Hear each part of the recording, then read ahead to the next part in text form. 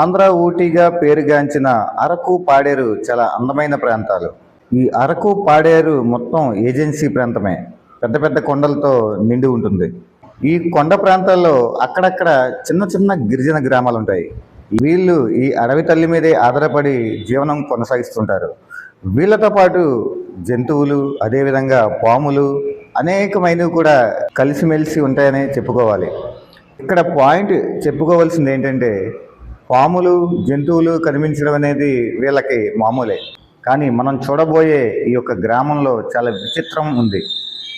ఈ ఊరి పేరే కోరుపల్లి అలియాస్ సర్పాలపల్లి. సర్పాలు అంటే పాము. ఏజెన్సీలో ఉన్న అన్ని గ్రామాల్లోనూ చుట్టుపక్కల అనేక పాములు ఉంటాయి, వస్తూ పోతూ ఉంటాయి. వీళ్ళు చెదరగొడతారు. కానీ ఈ ఊరిలో మాత్రం నేరుగా ఇంటిలోనే ఉంటాయి పాములు. విచిత్రం ఏంటంటే, ప్రతి ఇంట్లో ఒక్కొక్క పుట్ట ఉంటుంది. మామూలుగా పామును చూస్తేనే మనం భయపడి పారిపోతూ ఉంటాం. అలాంటిది ఈ ఊరిలో ఏకంగా ఒక్కొక్క ఇంట్లో ఒక్కొక్క పుట్ట ఉండి పాములు వస్తూ పోతూ ఉంటాయి.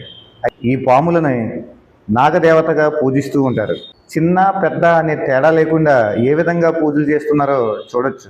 ఈ ఊరిలో ఈ విధంగా పాములకి ఆవాసం ఇస్తూ జీవనం కొనసాగిస్తున్నారంటే చాలా ఆశ్చర్యం.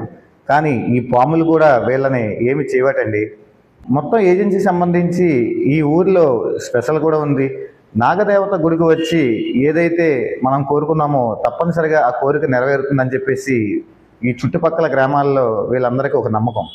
అదేవిధంగా చెడు అలవాట్లకు బాగా లోనైన వాళ్ళు ఈ గుడికి వచ్చి నేను మానేస్తానని ఒట్టి వేసుకున్నట్లయితే తప్పనిసరిగా ఆ చెడు అలవాట్లకు దూరంగా ఉంటారనేది కూడా వీళ్ళ నమ్మకం.